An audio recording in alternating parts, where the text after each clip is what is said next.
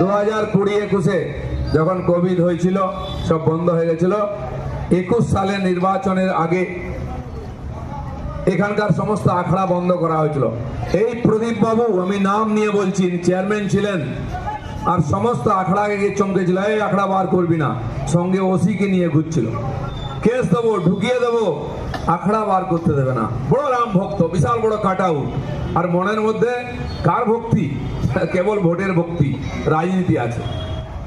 আমরা সবাই মিলে বেরিয়েছিলাম, আমার পার্টির কর্মীরা, এখানকার যারা রাম ভক্তি, রাম নবমীর সঙ্গে যুক্ত আখড়া করেন, গিয়ে আমরা বলেছিলাম আপনারা আখড়া বার করুন, আমরা সঙ্গে থাকবো, কোনো বেটা গায়ে হাত দিতে পারবে না। এবং বেরিয়েছিল, কেস হয়েছিল, কেস ওদের নামে হয়নি, আমার নামে কেস হয়েছিল। আমার নাম চরণজিৎ আছে এখানে, তার নাম, আরো 2-3 জনের নামে কেস দেওয়া হয়েছিল। আমরা নাকি অস্ত্র নিয়ে ভয় দেখিয়েছি। যে ভয় পাবে তাকে তো দিলীপ ঘোষ ভয় দেখাবেই।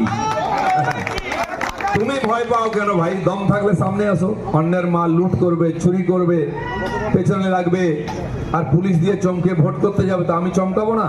চমকাবো। চমকে চমকেই রাজনীতি করেছি। খড়গপুরের লোক সেই জন্য দিলীপ ঘোষকে ভোট দেয়, আবার দেবে। এখানকার গুন্ডা মাফিয়ার বিরুদ্ধে আমি লড়াই করেছি, আবার লড়বো যতদিন থাকবো। আর এবার তো লড়তে হবে না, ভেতরে ঢোকাবো, কারণ ক্ষমতায় আসবে বিজেপি, পশ্চিমবাংলায় পরিবর্তন হবে।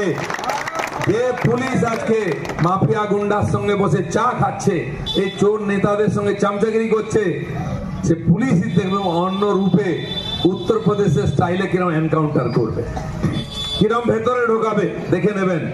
4 তারিখের পরে মে মাসের সব পাল্টে যাবে।